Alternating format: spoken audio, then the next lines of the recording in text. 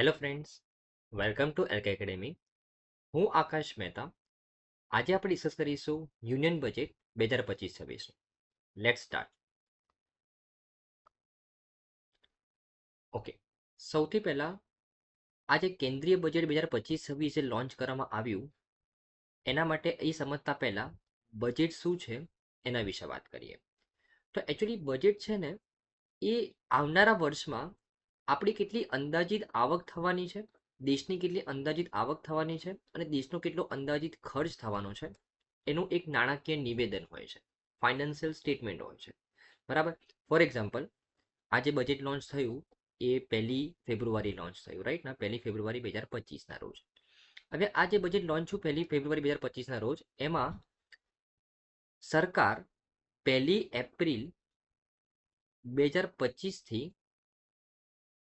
31 March 2026 સુધી કેટલો ખર્ચો કરશે અને કેટલી આવક કરશે એનું નાણાકીય નિવેદન હોય, રાઈટ ના. ઓકે, દર વર્ષે ભારતના નાણામંત્રી એક કેન્દ્રીય બજેટ રજૂ કરે છે. દર વર્ષે કેન્દ્રીય બજેટના નોર્મલી બે ભાગ હોય. બે ભાગ.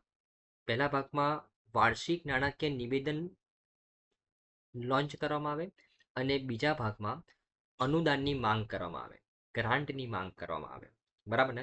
વાર્ષિક નાણાકીય નિવેદનમાં સરકાર કઈ કઈ જગ્યાએ આવક કરશે એનું નિવેદન હોય અને ગ્રાન્ટની માંગમાં સરકાર કઈ કઈ જગ્યાએ ખર્ચો કરશે તેનું નિવેદન હોય. સિમ્પલ. તો બે ભાગમાં બજેટ લોન્ચ કરવામાં આવે. એક ભાગમાં સરકાર કઈ કઈ જગ્યાએથી આવક કરશે એનું લીખું ચોખ્ખું હોય અને એક ભાગમાં સરકાર કઈ કઈ જગ્યાએ ખર્ચો કરશે એ અનુદાનની માંગમાં હોય, ડિમાન્ડ ફોર ગ્રાન્ટમાં. બરાબર ને. રાઈટ. ઓકે. હવે 2018 સુધી આપણી પરંપરાના ભાગરૂપે જે ફાઇનાન્સ મિનિસ્ટર્સ છે એ બજેટને એક ચામડાની બ્રીફકેસમાં રિપ્રેઝન્ટ કરતા હતા, જેને આપણે બહી ખાતા કહેતા હતા. બહી ખાતા લાલ કપડાની એક ખાતા વહી હોય, બરાબર ને, એમાં, અને એ ખાતા વહીને બ્રીફકેસમાં રાખવામાં આવે અને એને આપણે પછી બહી ખાતા કહેતા હતા. પરંતુ અત્યારે જે બજેટ છે તે મેડ ઇન ઇન્ડિયા ટેબ્લેટમાં, મતલબ પેપરલેસ બજેટ રિપ્રેઝન્ટ કરવામાં આવે છે. બરાબર ને. આ ઉપરાંત આપણા બંધારણમાં કોઈ પણ જગ્યાએ બજેટ શબ્દનો ઉપયોગ નથી કરવામાં આવ્યો. આપણા બંધારણમાં બજેટને બંધારણની કલમ 112ની અંડરમાં વાર્ષિક નાણાકીય નિવેદન તરીકે ઓળખવામાં આવે છે. આ ઉપરાંત બજેટ ફેબ્રુઆરીના પ્રથમ દિવસે લોન્ચ કરવામાં આવે છે. બરાબર ને. રાઈટ. 2016 સુધી તો ફેબ્રુઆરીના છેલ્લા દિવસે રજૂ કરવામાં આવતું હતું, પણ 2016 પછી ફેબ્રુઆરીના પ્રથમ દિવસે લોન્ચ કરવામાં આવે છે. બરાબર ને. ઓકે. રાઈટ. હવે જો કેન્દ્રીય બજેટ 2025-26ની વાત કરું ફ્રેન્ડ્સ, કેન્દ્રીય બજેટ 2025-26 જે આપણે અત્યારે રિસેન્ટલી ભણી રહ્યા છે, બરાબર ને, તો 1 ફેબ્રુઆરી 2025ના રોજ આ બજેટ લોન્ચ કરવામાં આવ્યું સંસદની અંદર. અને એ વખતે આપણા સંસદમાં જે લોકસભાના અધ્યક્ષ છે આપણા ઓમ બિરલા, બરાબર ને, એમની અધ્યક્ષતામાં આ બજેટ સત્રનું આયોજન કરવામાં આવેલું હતું.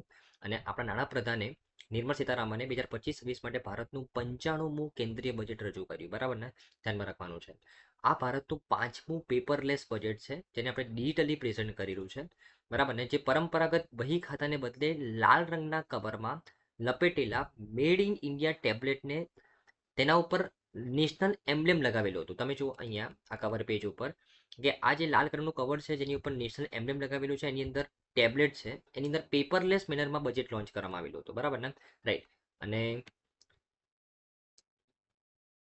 જો હું નાણામંત્રીની સ્પીચ વિશે વાત કરું બજેટમાં, તો આ વખતની જે એમની સ્પીચ હતી તે 1 કલાક અને 17 મિનિટની હતી. બરાબર ને. રાઈટ. અને જો અત્યાર સુધી આ નિર્મલા સીતારામનની આ 8મી બજેટની સ્પીચ હતી, ફૂલ બજેટ અને ઇન્ટરિમ બજેટ બંનેને ભેગી મળીને.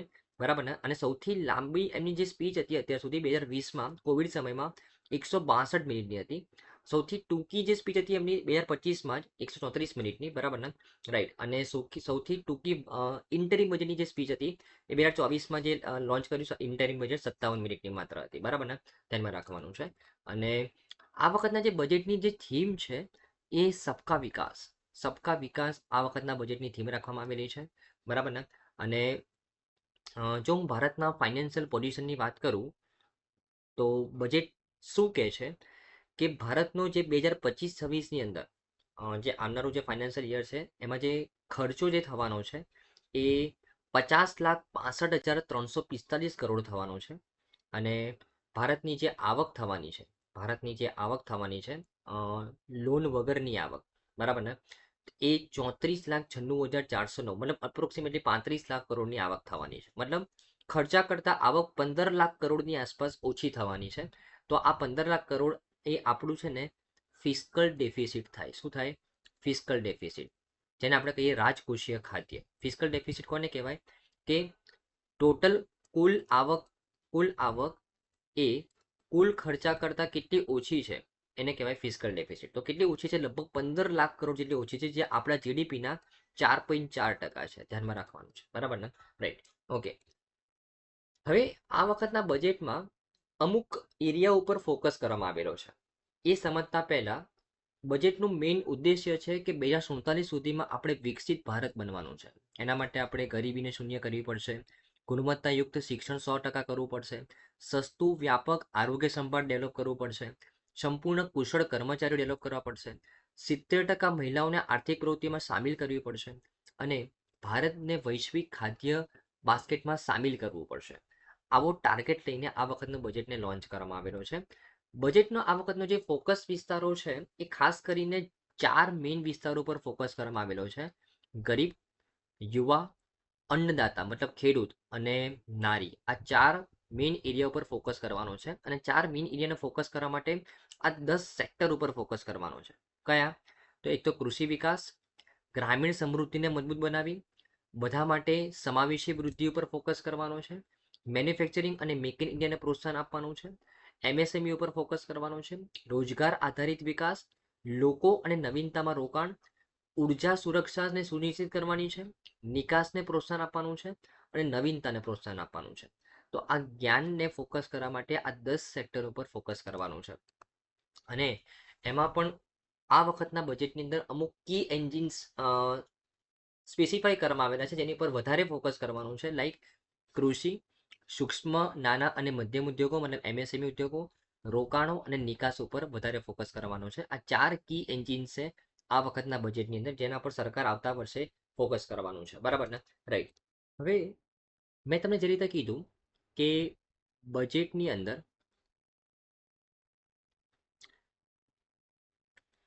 આવનારા વર્ષમાં દેશ કઈ કઈ જગ્યાએ ખર્ચો કરશે અને આવનારા વર્ષમાં દેશ કઈ કઈ જગ્યાએથી આવક ઊભી કરશે એનું લીખું ચૂકવું હોય છે. બરાબર. હવે આ ખર્ચો અને આવક બંને બે ટાઈપના હોય છે.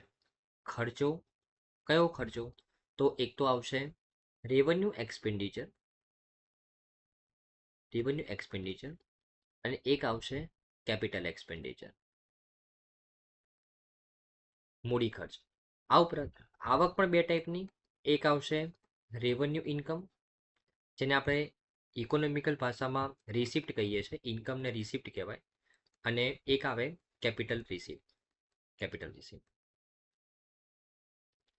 રાઈટ.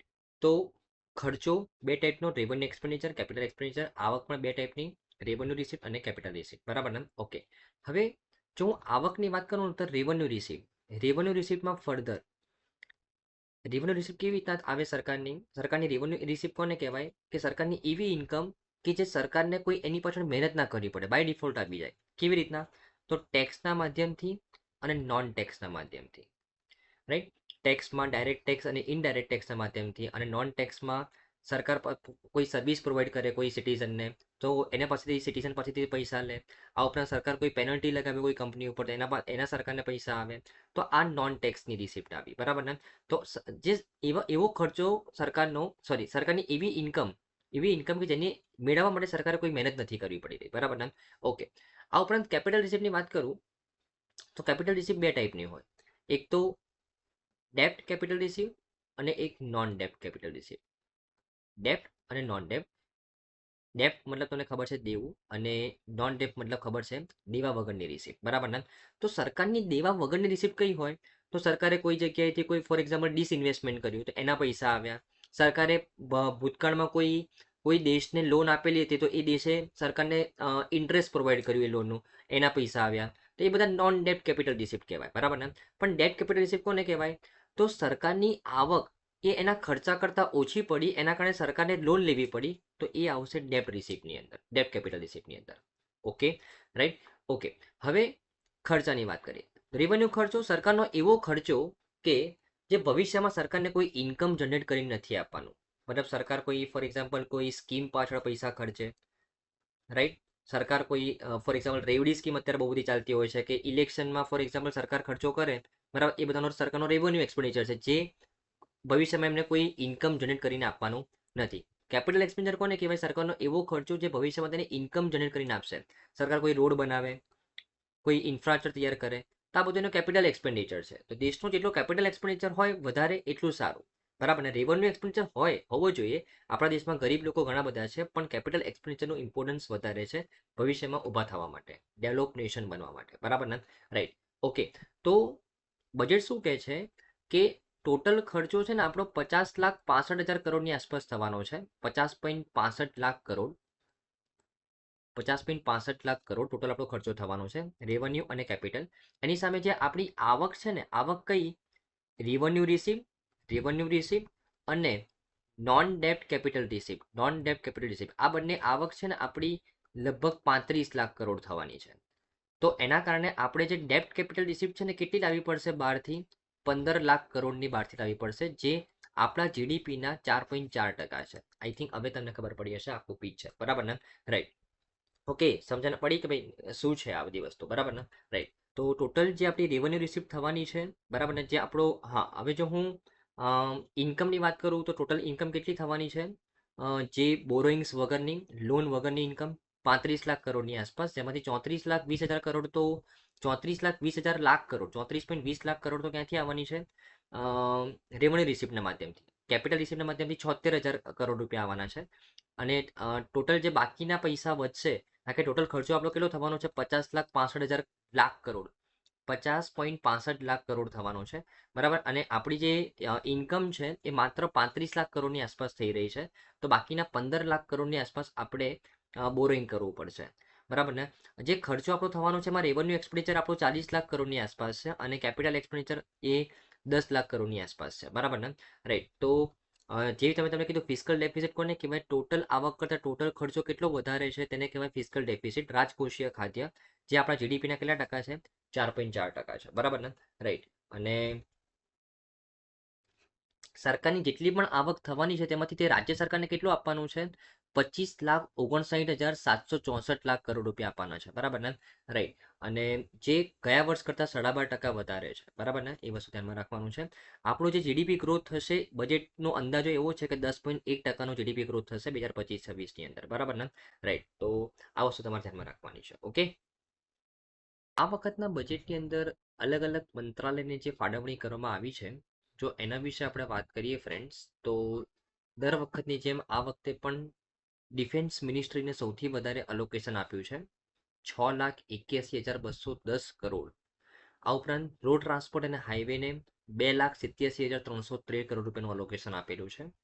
રેલવે મિનિસ્ટ્રીને 2,55,455 કરોડનું અલોકેશન આપેલું છે. ગ્રાહક બાબતો, ખાદ્ય અને જાહેર વિતરણ મિનિસ્ટ્રીને 2,15,767 કરોડનું અલોકેશન આપેલું છે. અને જળશક્તિ મંત્રાલયને 99,503 કરોડ રૂપિયાનું અલોકેશન આપેલું છે. ગ્રામીણ વિકાસ મંત્રાલયને 1,90,406 કરોડનું અલોકેશન. સંચાર મંત્રાલયને 1,08,105 કરોડનું અલોકેશન આપેલું છે. અને મિનિસ્ટ્રી ઓફ આવાસ અને શહેરી બાબતોનું જે મંત્રાલય છે અને 96,777 કરોડ રૂપિયાનું અલોકેશન આપેલું છે. જો હું ટોપ 13 મિનિસ્ટ્રીઝની વાત કરું તો માત્ર 2 મિનિસ્ટ્રીને ગયા વર્ષ કરતાં ઓછું અલોકેશન મળ્યું છે. કેમિકલ અને ફર્ટિલાઇઝર અને એગ્રીકલ્ચર એન્ડ ફાર્મર વેલફેરને છોડીને બાકીની બધી જ મિનિસ્ટ્રીને ગયા વર્ષ કરતાં ગયા વર્ષ જેટલું અથવા વધારે અલોકેશન મળેલું છે. ટોટલ બધી જ મિનિસ્ટ્રીઝને સાથે મળીને આપણે જો ખર્ચો જોઈએ તો 50,65,345 લાખ કરોડ, બરાબર ને? આટલો ખર્ચો ગવર્મેન્ટનો એક્સપેક્ટેડ છે 2025-26ની અંદર, બરાબર ને? રાઈટ. ઓકે.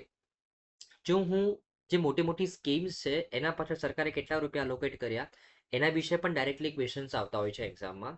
તો સૌથી વધારે મનરેગાની અંદર, MNREGA Mahatma Gandhi national rural employment guarantee scheme 86,000 crore રૂપિયા અલોકેટ કરેલા છે. જલ જીવન મિશન, હર ઘર જલ, તમને ખબર જ હશે, એ મિશન પાછળ 67,000 કરોડ રૂપિયા અલોકેટ કરેલા છે. પીએમ કિસાન, પ્રધાનમંત્રી કિસાન સન્માન નિધિ, જેમાં ખેડૂતોને દર વર્ષે ઇન્સ્ટોલમેન્ટમાં પૈસા આપવામાં આવે છે. 63,500 કરોડ રૂપિયા લોકેટ કરેલા છે. પ્રધાનમંત્રી આવાસ યોજના રૂરલ અને પ્રધાનમંત્રી આવાસ યોજના અર્બન આ બંને મંત્રાલયને ભેગા મળીને 54,832 કરોડ અને 23,294 કરોડ રૂપિયા લોકેટ કરેલા છે રિસ્પેક્ટિવલી. સમગ્ર શિક્ષા અભિયાન બરાબર ને, જેમાં નાનાથી લઈને મોટા સુધીના દરેક બાળકોને ક્વોલિટી એજ્યુકેશન પ્રોવાઈડ કરવાનું આપણું મેઇન ધ્યેય છે. એના પાછળ 41,250 કરોડ રૂપિયા લોકેટ કરવામાં આવેલા છે. નેશનલ હેલ્થ મિશનની પાછળ 37,227 કરોડ રૂપિયા લોકેટ કરવામાં આવેલા છે. મોડિફાઈડ ઇન્ટરેસ્ટ સબમિશન સ્કીમ, જેની અંદરમાં કિસાન કાર્ડ આપવામાં આવે છે ખેડૂતોને, બરાબર ને, કિસાન ક્રેડિટ કાર્ડ, એના માટે 22,600 કરોડ રૂપિયા લોકેટ કરેલા છે. સક્ષમ આંગણવાડી અને પોષણ 2.0 જે ન્યુટ્રિશનલ ખાવાનું પ્રોવાઈડ કરવા માટે, ન્યુટ્રિશનલ બેનિફિટ પ્રોવાઈડ કરવા માટે જે સગર્ભા મહિલાઓ છે, આ ઉપરાંત જે 0 થી 6 વર્ષના બાળકો છે તેમના આ સ્કીમના હેઠળમાં 21,960 કરોડ રૂપિયા લોકેટ કરવામાં આવેલા છે. ઇમ્પ્લોયમેન્ટ જનરેશન સ્કીમ પાછળ 20,000 કરોડ રૂપિયા લોકેટ કરવામાં આવેલા છે. પીએમ સૂર્યઘર મુફ્ત વીજળી યોજના, બરાબર ને, તો જે આપણા ઘરના રૂફટોપ ઉપર સોલર રૂફટોપ એસ્ટાબ્લિશ કરવા માટેની આ યોજના છે. પીએમ સૂર્યઘર મુફ્ત વીજળી યોજના 20,000 કરોડ રૂપિયા લોકેટ કરવામાં આવેલા છે. બરાબર. નેશનલ લાઇવલીહુડ મિશન, આજીવિકા મિશન 19,005 કરોડ રૂપિયા લોકેટ કરવામાં આવેલા છે. અને પ્રધાનમંત્રી ગ્રામ સડક યોજના 19,000 કરોડ રૂપિયા લોકેટ કરવામાં આવેલા છે. આ ટોપ સ્કીમ્સ છે જેની પાછળ સરકારે સારું એવું અલોકેશન આપેલું છે આ બજેટની અંદર. તમારે ધ્યાનમાં રાખવાનું છે, ડાયરેક્ટલી ક્વેશ્ચન પૂછાતા હોય છે એક્ઝામની અંદર, બરાબર ને, રાઈટ. હવે આપણે વાત કરીએ, સરકારે આ વખતના બજેટમાં જે અલોકેશન કર્યું છે ને એ 4 એન્જિન ઉપર ફોકસ કરીને કર્યું છે. એમાં સૌથી પહેલું એન્જિન છે કૃષિ, એગ્રીકલ્ચર ઉપર સૌથી વધારે ફોકસ કરવામાં આવેલું છે આ વખતના બજેટની અંદર. ઘણી નવી સ્કીમ ખેડૂતો માટે લોન્ચ કરવામાં આવી છે, જેમ કે પ્રધાનમંત્રી ધન ધાન્ય કૃષિ યોજના. પ્રધાનમંત્રી ધન ધાન્ય કૃષિ યોજનાની અંદર દેશના 100 જિલ્લાઓની અંદર ઉત્પાદકતા, પાક વિવિધીકરણ, લણણી પછીનો સંગ્રહ, સિંચાઈ અને ક્રેડિટ એક્સેસ વધારવા માટે પ્રધાનમંત્રી ધન ધાન્ય કૃષિ યોજના લોન્ચ કરવામાં આવેલી છે. ઓકે. બીજું, સરકાર આ નાણાકીય વર્ષની અંદર ગ્રામીણ સમૃદ્ધિ અને સ્થિતિસ્થાપકતા કાર્યક્રમ શરૂ કરશે. ગ્રામીણ સમૃદ્ધિ અને સ્થિતિસ્થાપકતા એક પ્રોગ્રામ શરૂ કરશે, જેમાં મહિલાઓ, યુવા ખેડૂતો, સીમાંત ખેડૂતો અને જમીન વિહોણા પરિવારોને લાભ પહોંચાડવા માટે કૃષિ ક્ષેત્રે અલ્પ રોજગારીને સંબોધવા માટે આ પ્રોગ્રામ લોન્ચ કરવામાં આવશે. ઓકે. આ ઉપરાંત ત્રીજો મુદ્દો છે કે આત્મનિર્ભરતા આપણે ડેવલપ કરવાના છે. કેની અંદર? તો પલ્સીસના પ્રોડક્શનમાં. એના માટે એક મિશન લોન્ચ કરવામાં આવેલું છે, કઠોળની અંદર આત્મનિર્ભરતા. એક 6 વર્ષનું મિશન છે, જેમાં તુવેર, અડદ અને મૈસૂર આ જે પણ ખેડૂતો ઉગાડે છે તેમની પાસેથી ડાયરેક્ટલી પ્રોક્યુરમેન્ટ કોણ કરશે? તો આ સંસ્થા કરશે. કઈ સંસ્થા? National agriculture cooperative marketing federation of India, NAFED, અને national cooperative consumers federation of India, NCCF. આ બંને સંસ્થાઓ ખેડૂતો પાસેથી ડાયરેક્ટલી તુવેર, અડદ અને મસૂર જેવા જે પાક છે તેનું ડાયરેક્ટલી પ્રોક્યુરમેન્ટ કરશે આ મિશનની અંદર, બરાબર ને. ઓકે. આ ઉપરાંત જે કિસાન ક્રેડિટ કાર્ડ છે, બરાબર, એના ઉપર જે 3 લાખ સુધીની જે લોન મળતી હતી, 3 લાખ સુધીના જે ઇન્ટરેસ્ટ સબમિશન મળતું હતું, બરાબર ને, હવે તે વધીને 5 લાખ રૂપિયા સુધી થઈ ગયું છે, બરાબર ને. જે લોન મર્યાદા પહેલા 3 લાખ સુધીની હતી, બરાબર, હવે એ વધીને કેટલી થઈ ગઈ છે? 5 લાખ કિસાન ક્રેડિટ કાર્ડની અંદર, બરાબર ને. આ ઉપરાંત મખાના ઉપર રેગ્યુલેશન કરવા માટે, મખાનાના પ્રોડક્શન ઉપર રેગ્યુલેશન કરવા માટે મખાના બોર્ડ એસ્ટાબ્લિશ કરવામાં આવશે. કઈ જગ્યાએ? બિહારની અંદર. ધ્યાનમાં રાખવાનું છે, બરાબર ને. ઓકે. આ ઉપરાંત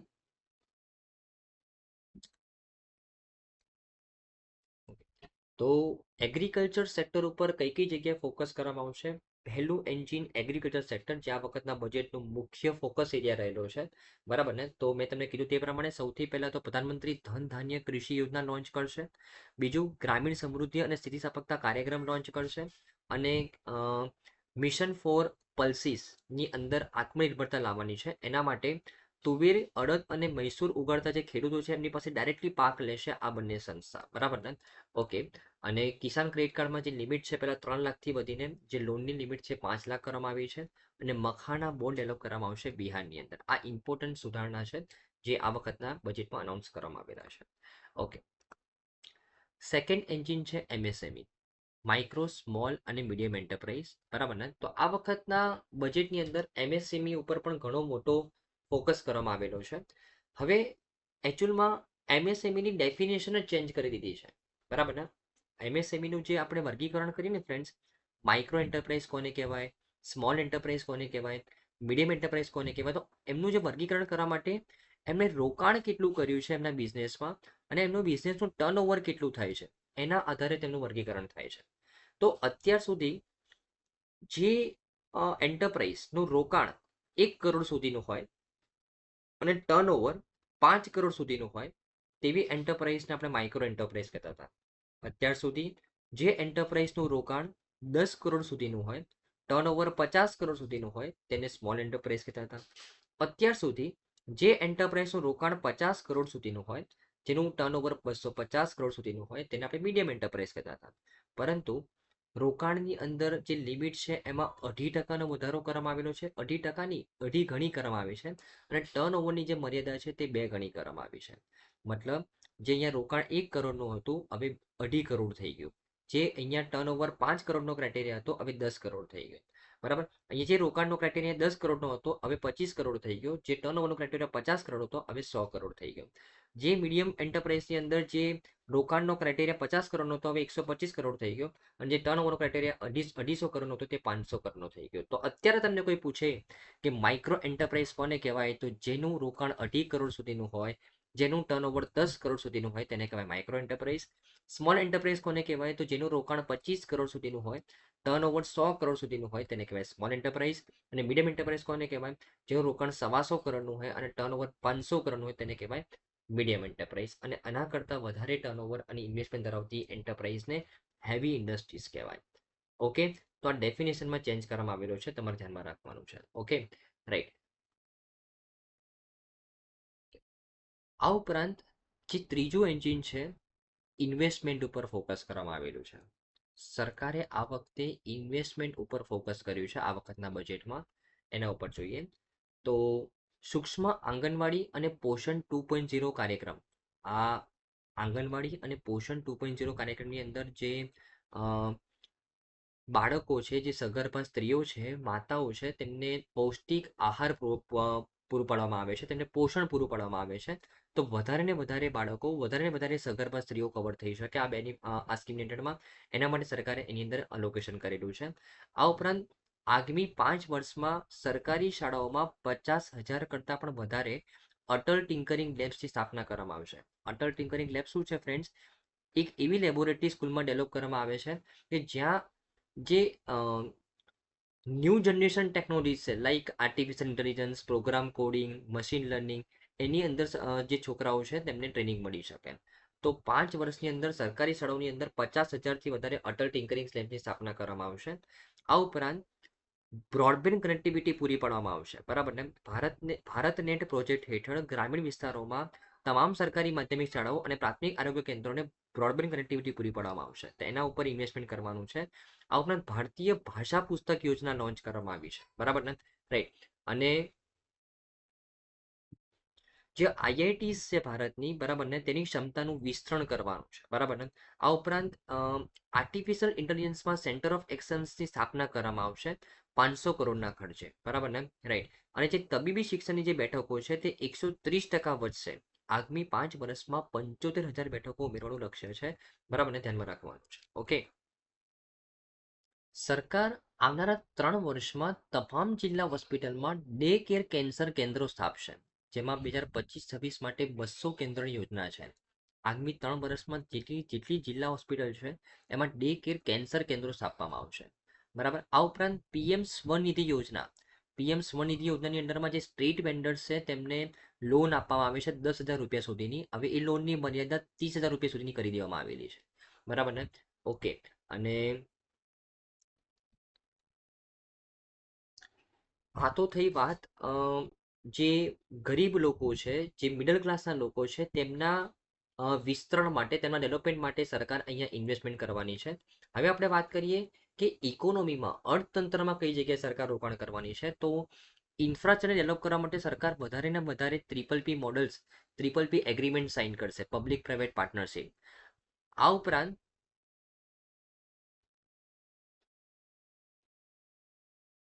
આ ઉપરાંત જે જલ જીવન મિશન છે, જેમાં હર ઘર સુધી આપણે જલ પહોંચાડવાનું છે, એમાં 100% નળના પાણીના કવરેજ માટે 2028 સુધી આ મિશન લંબાવવામાં આવેલું છે, બરાબર ને? અને 2019થી 15 કરોડ ગ્રામીણ પરિવારને આ યોજનાનો લાભ થયેલો છે અને વધારેમાં વધારે લોકોને 100% પીવાનું પાણી મળી રહે, બરાબર ને, નળમાંથી, એ આ મિશનનો ઉદ્દેશ્ય છે, બરાબર ને? ઓકે. આ ઉપરાંત એક ફંડ ડેવલપ કરવામાં આવેલું છે જેનું નામ છે urban challenge fund. Urban challenge fund, બરાબર ને? તો શહેરની વૃદ્ધિ, સર્જનાત્મક પુનઃવિકાસ અને સ્વચ્છતાના પ્રોજેક્ટ માટે અમલીકરણ માટે 1 લાખ કરોડ રૂપિયાનું આ ભંડોળ અહીંયા ઊભું કરવામાં આવેલું છે. અને એમાં આ ફંડમાંથી અગર કોઈ સિટીને રીડેવલપમેન્ટ કરવું હોય અથવા તેનું ગ્રોથ કરવો હોય તો કોઈ પણ સિટીને આ ફંડમાંથી તેનો જે પ્રોજેક્ટ કોસ્ટ હશે એમાં મેક્સિમમ 25% સુધીનું ફંડ આ ફંડમાંથી આપવામાં આવશે, બરાબર ને? અને 2025-26 માટે ટોટલ આ 1 લાખ કરોડનું જે ભંડોળ છે એમાંથી 10,000 કરોડ રૂપિયા ફાળવવામાં આવેલા છે. અર્બન ચેલેન્જ ફંડ ધ્યાનમાં રાખવાનું છે, બરાબર ને? Okay, right. અને આ ઉપરાંત સ્પેસિફિકલી ન્યુક્લિયર એનર્જી ઉપર ફોકસ કરવામાં આવેલું છે આ વખતના બજેટની અંદર, કારણ કે ઉર્જા સંક્રમણ માટે 2047 સુધીમાં 100 ગીગાવોટ પરમાણુ ઉર્જા વિકસાવવાનું લક્ષ્ય રાખવામાં આવેલું છે. 100 ગીગાવોટ, બરાબર ને? રાઈટ. અને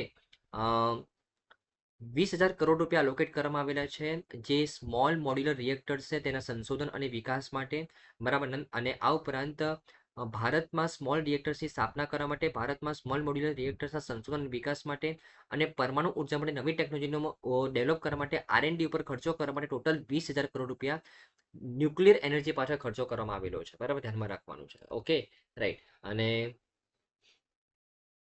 સરકારે આ ઉપરાંત આ વખતના બજેટમાં ઇનોવેશનમાં પણ રોકાણ કરવાનું નક્કી કરેલું છે, બરાબર ને? તો રિસર્ચ ડેવલપમેન્ટ એન્ડ ઇનોવેશનની પહેલ માટે 20,000 કરોડ રૂપિયાની ફાળવણી કરવામાં આવેલી છે. PM રિસર્ચ ફેલોશિપ, જે IITs અને IIScમાં ટેકનોલોજીકલ રિસર્ચ માટે આગામી 5 વર્ષમાં 10,000 ફેલોશિપ આપવામાં આવશે, બરાબર ને? તો PM રિસર્ચ ફેલોશિપ અને ઇનોવેશનમાં પણ સરકારે સારું એવું રોકાણ કર્યું છે આ વખતના બજેટની અંદર, બરાબર ને? રાઈટ. તો અલ્ટિમેટલી ઇકોનોમીના ગ્રોથ માટે સરકારે આ વખતે ઇન્ફ્રાસ્ટ્રક્ચર પર ફોકસ કરેલું છે, બરાબર? PPP મોડેલ ઉપર ફોકસ કર્યું છે, જલ જીવન મિશન ઉપર ફોકસ કરેલું છે, બરાબર ને? અર્બન ચેલેન્જ ફંડ ડેવલપ કરેલો છે સિટી લેવલ ઉપર ગ્રોથ કરવા માટે, અને ન્યુક્લિયર એનર્જી પર ફોકસ કરવામાં આવેલું છે, બરાબર? અને ઇનોવેશનમાં પણ રોકાણ કર્યું છે સરકારે આ વખતના બજેટની અંદર, એની અનાઉન્સમેન્ટ કરી છે. Okay, right. આ વખતે સરકારે બજેટમાં National Geo special mission launch કરેલું છે. તમને ખબર હોય તો ફ્રેન્ડ્સ, આપણે PM ગતિશક્તિ પ્લાન ડેવલપ કરી રહ્યા છે, જેમાં આપણું જે ટ્રાન્સપોર્ટ સેક્ટર છે તેને એફિશિયન્ટ બનાવવાની વાત કરવામાં આવી છે, ટ્રાન્સપોર્ટ સેક્ટરને. તો આ ટ્રાન્સપોર્ટ સેક્ટરને એફિશિયન્ટ બનાવવા માટે જે આપણી પાસે જે જગ્યા છે તેનો એફિશિયન્ટ ઉપયોગ કરવો પડશે. એના માટે સરકારે National Geo special mission launch કરેલું છે, બરાબર ને? રાઈટ. તો આમાં ઇન્ફ્રાસ્ટ્રક્ચર અને ડેટા વિકસાવવા માટે નેશનલ જીઓ સ્પેશિયલ મિશન શરૂ કરવામાં આવેલું છે, બરાબર ને? રાઈટ. તો આમાં જે PM ગતિશક્તિનો ઉપયોગ છે જમીનના રેકોર્ડ, શહેરી આયોજન અને ઇન્ફ્રાસ્ટ્રક્ચર પ્રોજેક્ટ ડિઝાઇનને આધુનિક બનાવવા માટે આ મિશન લોન્ચ કરવામાં આવેલું છે. સિમ્પલ, બરાબર ને? રાઈટ. ઓકે, તો થર્ડ એન્જિન જે સરકારે ફોકસ કર્યું છે, ઇન્વેસ્ટમેન્ટ કેવી રીતના લોકોના ભલા માટે, જે ગરીબ લોકો છે, જે મિડલ ક્લાસ લોકો છે, એના ભલા માટે કેવી રીતના સરકારે રોકાણ કરવાનો પ્લાન કર્યો છે અને અર્થતંત્રમાં કેવી રીતના રોકાણ કરવાનો પ્લાન કર્યો છે, સરકારનો પ્લાનિંગ શું છે, એના વિશે તમને ખબર પડી જશે ફ્રેન્ડ્સ. રાઈટ. ચોથું એન્જિન છે, સરકારે નિકાસ ઉપર ફોકસ કર્યો છે. એક એક્સપોર્ટ પ્રમોશન મિશન લોન્ચ કર્યું છે. આ ઉપરાંત ભારત ટ્રેડ નેટ જેટલો પણ આંતરરાષ્ટ્રીય વેપારનું જે દસ્તાવેજીકરણ છે એ આ પ્લેટફોર્મ પરથી તમે ઓનલાઈન કરી શકશો, બરાબર ને? આ ઉપરાંત ગ્લોબલ સપ્લાય ચેન ઇન્ટિગ્રેશન ઉપર ફોકસ કરવામાં આવેલું છે, બરાબર? અને ઘણા બધા ટેક્સ રિફોર્મ લીધેલા છે, જે એક્સપોર્ટને પ્રમોશન મળે એના માટે ઘણા બધા ટેક્સ રિફોર્મ્સ લેવામાં આવેલા છે, બરાબર ને? તો અલ્ટિમેટલી એક્સપોર્ટ ઉપર પણ ફોકસ કરવામાં આવેલું છે આ વખતના બજેટની અંદર, બરાબર ને? રાઈટ. અને જો હું નાણાકીય ક્ષેત્રના સુધારા અને વિકાસની વાત કરું ફાઇનાન્શિયલ સેક્ટરમાં, તો જે ફોરેન ડાયરેક્ટ ઇન્વેસ્ટમેન્ટ જે ઇન્સ્યોરન્સ સેક્ટરની અંદર જે અત્યાર સુધી મેક્સિમમ 74% હતું તે વધીને 100% કરી દેવામાં આવશે. આ ઉપરાંત જે ઇન્ડિયન પોસ્ટ પેમેન્ટ બેંકની જે સેવાઓ છે એનો લાભ ગ્રામીણ વિસ્તારમાં વધારવાની વાત કરવામાં આવી છે. આ ઉપરાંત ગ્રામીણ લેવલ પર ગ્રામીણ ક્રેડિટ સ્કોર લોન્ચ કરવામાં આવશે. તમને ખબર હોય કે અત્યારે આપણે કોઈ પણ વ્યક્તિનો ક્રેડિટ સ્કોર નોર્મલી આપણે સિબિલથી માપતા હોઈએ, સિબિલ સ્કોર, બરાબર ને? ગામમાં પણ આ ચાલે છે, શહેરમાં પણ આ ચાલે છે, પણ હવે ગ્રામીણ ક્રેડિટ સ્કોર એક અલગથી ફ્રેમવર્ક લોન્ચ કરવામાં આવશે સરકારી બેંકો દ્વારા, જેથી કરીને સેલ્ફ હેલ્પ ગ્રુપ છે, જે ગ્રામીણ વિસ્તારમાં જે લોકો છે તેમની લોનની જરૂરિયાતો પૂરી કરી શકાય, તમને સરળતાથી લોન આપી શકાય ગ્રામીણ ક્રેડિટ સ્કોરના માધ્યમથી, બરાબર ને? Okay, right. અને ઓકે, તો ફાઇનાન્શિયલ સેક્ટરના સુધારાની અંદર જે વાત કરવાની છે, એફડીઆઈની લિમિટ 74% વધારીને 100% કરવામાં છે ઇન્સ્યોરન્સ સેક્ટરમાં, અને ગ્રામીણ ક્રેડિટ સ્કોર શું છે, બરાબર ને? ઓકે. આ ઉપરાંત આ વખતના બજેટની અંદર ડાયરેક્ટ ટેક્સમાં પણ ઘણા બધા રિફોર્મ્સ કરવામાં આવેલા છે. ડાયરેક્ટ ટેક્સ તમને ખબર હોય ફ્રેન્ડ્સ, ટેક્સની અંદર બે ટાઈપના ટેક્સ આવે, એક આવે ડાયરેક્ટ ટેક્સ અને એક આવશે ઇનડાયરેક્ટ ટેક્સ. ડાયરેક્ટ ટેક્સ કોને કહેવાય કે ઇન્સિડન્સ પણ આપણી પાસે થાય અને ઇમ્પેક્ટ. હવે દેખો, તમને જો ટેકનિકલ ભાષામાં સમજાવું ને, ઇન્સિડન્સ અને ઇમ્પેક્ટ, ડાયરેક્ટ અને ઇનડાયરેક્ટ. હવે ડાયરેક્ટ ટેક્સ કોને કહેવાય કે જેનો ઇન્સિડન્સ પણ આપણી પાસે થાય અને ઇમ્પેક્ટ પણ આપણી પાસે થાય. એનું એક્ઝામ્પલ છે ઇન્કમ ટેક્સ. ઇન્કમ ટેક્સ કપાય પણ આપણી સેલેરીમાંથી અને એનો ઇમ્પેક્ટ પણ આપણી ઉપર પડે. જો ઇનડાયરેક્ટ ટેક્સની વાત કરું, જીએસટીની ફોર એક્ઝામ્પલ, તો જીએસટી આપણે ભરીએ છીએ વસ્તુ પરચેસ કરીને, પણ આપણે આપણો ટેક્સ પહેલા દુકાનદારને આપણે આપીએ છીએ અને દુકાનદાર એમાંથી પછી સરકારને આપે છે. મતલબ ઇન્સિડન્સ દુકાનદાર પાસે જાય છે, આપણી પાસે નથી થતો, પણ ઇમ્પેક્ટ કોના પર થાય છે? આપણા પર થાય છે. તો એને કહેવાય ઇનડાયરેક્ટ ટેક્સ. જ્યારે ઇન્સિડન્સ અને ઇમ્પેક્ટ બંને એક જ વ્યક્તિ ઉપર થાય તેને ડાયરેક્ટ ટેક્સ કહેવાય. ઇન્સિડન્સ અને ઇમ્પેક્ટ બંને અલગ અલગ વ્યક્તિ ઉપર થાય તેને ઇનડાયરેક્ટ ટેક્સ કહેવાય. આ એની ટેકનિકલ ડેફિનેશન છે, બરાબર ને? તો આ વખતે ડાયરેક્ટ ટેક્સમાં ખાસ કરીને ઇન્કમ ટેક્સની અંદર ઘણા બધા સુધારા કરવામાં આવેલા છે, એના વિશે વાત કરીએ. તો આ વખતે એક જે નવો સુધારેલ ટેક્સ સ્લેબ છે એના વિશે જોઈએ. સૌથી ઇમ્પોર્ટન્ટ છે કે સરકારે શું કીધું કે 12 લાખ સુધીની જે આવક છે ને, 12 લાખ સુધીની આવક સરકારે કેવી બનાવી દીધી? ટેક્સ ફ્રી ઇન્કમ બનાવી દીધી. શું બનાવી દીધી? Tax free income. ઓકે. અને 75,000 રૂપિયા સ્ટાન્ડર્ડ ડિડક્શન આપ્યું. શું આપ્યું? Standard deduction. હવે આ વસ્તુ શું છે એ સમજી લઈએ આપણે. માની લઈએ કોઈ વ્યક્તિની ઇન્કમ છે ને 12,75,000 છે. કેટલી છે? 12,75,000. કોઈ વ્યક્તિની ઇન્કમ 12,75,000 છે. એમાંથી સૌથી પહેલા એને 75,000 રૂપિયાનું સ્ટાન્ડર્ડ ડિડક્શન મળશે. શું મળશે? Standard deduction. એટલે એ વ્યક્તિની ઇન્કમ કેટલી થઈ જાય? 12 લાખ થઈ જાય. એને ટેક્સ કોના ઉપર ભરવાનો થાય? 12 લાખ રૂપિયા ઉપર થાય, બરાબર ને? ઓકે. હવે આ 12 લાખ રૂપિયા ઉપર ટેક્સની ગણતરી કેવી રીતના થશે? તો જે 0 થી 4 લાખ રૂપિયા છે, મતલબ આ જે શરૂઆતના 4 લાખ રૂપિયા છે ને, એની ઉપર તો એને 0% ટેક્સ પે કરવાનો. પછી બીજા જે 4 થી 8 લાખ રૂપિયા, મતલબ બીજા 4 લાખ રૂપિયા છે એના ઉપર 5%. 4 લાખના 5% એટલે કેટલા થશે? 20,000 રૂપિયા. પછી બીજા 8 લાખથી 12 લાખ, મતલબ બીજા જે 4 લાખ છે એના ઉપર 10%, મતલબ કેટલા થશે? 40,000. ટોટલ મળીને એ વ્યક્તિને 12 લાખ ઉપર 60,000 રૂપિયાનો ટેક્સ ભરવા પાત્ર થાય. શું થાય? 60,000 રૂપિયાનો ટેક્સ ભરવા પાત્ર થાય. પણ સરકારે શું કીધું કે આપણે છે ને, જે વ્યક્તિની ઇન્કમ 12 લાખ સુધીની હોય એને કોઈ પણ ટેક્સ ભરવાનો નહીં. મતલબ સરકારે એ વ્યક્તિનો જે ટેક્સ ભરવા પાત્ર હતો ને, કેટલો? 60,000 રૂપિયા, એ માફ કરી દીધો. એ શું કરી દીધો? માફ કરી દીધો, બરાબર. અગર એ વ્યક્તિની ઇન્કમ 10 લાખ રૂપિયા હોત તો, વ્યક્તિની ઇન્કમ 10 લાખ રૂપિયા હોત તો શરૂઆતના 4 લાખ ઉપર તો 0 રૂપિયા, બીજા 4 લાખ ઉપર 5% પ્રમાણે 20,000 રૂપિયા, એટલે 8 લાખ થઈ ગયા. પણ હવે 2 લાખ, બાકીના 2 લાખ ઉપર 8 લાખથી 10 લાખ, મતલબ 2 લાખ ઉપર 10%, એટલે બીજા 20,000 રૂપિયા. ટોટલ મળીને કેટલા પે કરવાના થશે? 40,000 રૂપિયાના પે કરવાના થતા હતા એને ટેક્સ. પણ સરકારે કીધું એની ઇન્કમ 12 લાખ સુધીની છે એટલે એને આ 40,000 રૂપિયા પે કરવાના નથી. પણ અગર કોઈ વ્યક્તિની ઇન્કમ 15 લાખ હોય, શું હોય? 15 લાખ હોય તો શું થાય? તો હવે 15 લાખ હોય તો એને શરૂઆતના 4 લાખ ઉપર 0, બીજા 4 લાખ ઉપર 20,000, ત્રીજા 4 લાખ ઉપર 40,000 10% પ્રમાણે, અને હવે ટોટલ 12 લાખ થઈ ગયા. બીજા 3 લાખ વધ્યા, આ બીજા 3 લાખ ઉપર 15% પ્રમાણે 45,000 રૂપિયા ભરવા પડે. તો હવે આ કેસમાં શરૂઆતના 12 લાખમાં 60,000 તો ભરવા જ પડશે અને બીજા 45,000 ટોટલ મળીને કેટલો ટેક્સ ભરવો પડે? 1,05,000. એની ઇન્કમ 12 લાખ કરતા વધી ગઈ તો એને આગળના 12 લાખની પણ ટેક્સ ભરવાનો. 12 લાખ સુધી ઇન્કમ હોય તો જ એમાં માફી મળે, બાકી માફી નહીં મળે. ખબર પડી કે નહીં? બરાબર. જો ઇન્કમ 16 લાખથી 20,000 હોય તો 16 લાખથી 20,000 આ બીજા 4 લાખ ઉપર કેટલા ટકા પે કરવા પડે? 20%. 20 લાખથી 24 લાખની વચ્ચે બીજા 4 લાખ ઉપર કેટલા ટકા પે કરવા પડે? 25%. અને 24 લાખ કરતા વધારે હોય તો એ 24 લાખ કરતા વધારે જેટલી પણ ઇન્કમ હોય એના ઉપર કેટલા ટકા પે કરવા પડે? 30%. અને આ જેટલો પણ ટેક્સ પે કરો એની ઉપર તમને સરચાર્જ લાગે અને ટેક્સ અને સરચાર્જ બંને ઉપર તમને શું લાગે? સેસ લાગે.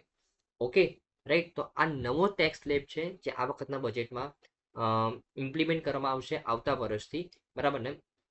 ખબર પડી કે નહીં કે 12 લાખ સુધીની ઇન્કમ કેવી રીતના ટેક્સ ફ્રી થઈ? બરાબર. ઓકે, તો સૌથી પહેલા 2014માં આ ટેક્સ ફ્રી ઇન્કમ 2.5 લાખ કરવામાં આવેલી હતી. પછી 2019ના બજેટમાં 5 લાખ કરવામાં આવી. 2023ના બજેટમાં 7 લાખ કરવામાં આવી. અત્યારે 7 લાખ પ્રમાણે ચાલે છે અને હવે 12 લાખ કરવામાં આવી છે. બરાબર ને? 75,000 રૂપિયા સ્ટાન્ડર્ડ ડિડક્શન રાખવામાં આવેલું છે, ધ્યાનમાં રાખવાનું છે. બરાબર ને? રાઈટ. ઓકે, હવે આ બધો બેનિફિટ તમને ક્યારે મળશે? જ્યારે તમે ન્યૂ ટેક્સ રિગમીનો બેનિફિટ ઉઠાવો ત્યારે.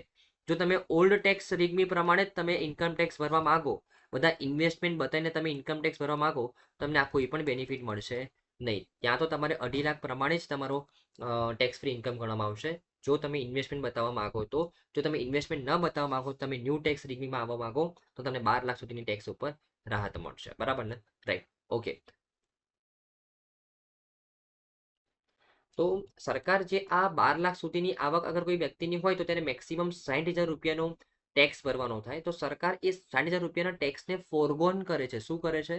ટેકનિકલ ઇકોનોમિકલ ભાષામાં એને ટેક્સ ફોરગોન કહેવાય. સરકાર આટલો વધારાનો ટેક્સ ફોરગોન કરે છે. બરાબર ને? Okay, right. આ ઉપરાંત જે TDS, tax deducted at the source, અને tax collected at the source, આ બંનેમાં પણ અમુક સુધારા કરવામાં આવેલા છે. અત્યાર સુધી જે વરિષ્ઠ નાગરિકો હતા, સિનિયર સિટીઝન, એમને જે પેન્શન મળતું હતું અથવા એમનું જે પણ સેવિંગ્સ છે એમાં જે એમને ઇન્ટરેસ્ટ મળે છે, હવે એ ઇન્ટરેસ્ટ 50,000 કરતાં વધારે હોય તો તે ઇન્ટરેસ્ટ જ્યારે એમની કોઈ પણ એફડી કે વગેરે મેચ્યોર થાય તો ત્યારે એમને ટીડીએસ લાગતું હતું.